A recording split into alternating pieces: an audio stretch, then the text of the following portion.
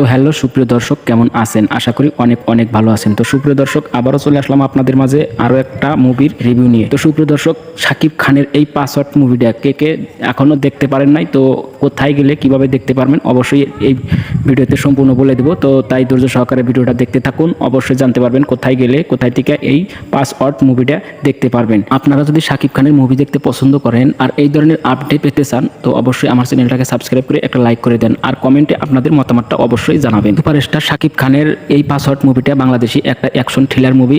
যেহেতু এই পাসওয়ার্ড মুভিটা বাংলাদেশি মুভি, তাই অন্য কোনো ভাষায় ডাবিং করা হয় নাই।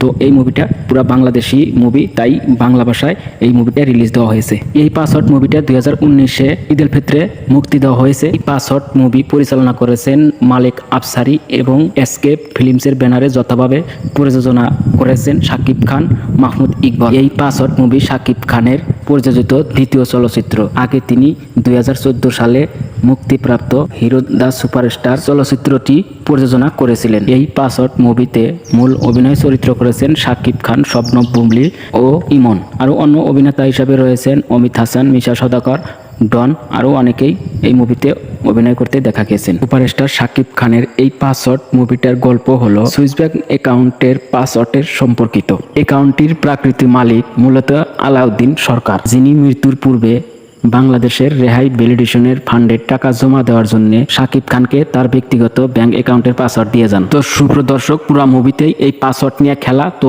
আপনাদেরকে এই খেলা যদি দেখতে হয়, তো অবশ্যই আপনাদেরকে এই মুভিটা দেখতে হবে। তো এই পাসওয়ার্ড মুভিতে অনেক রকম খেলাই দেখতে পারবেন।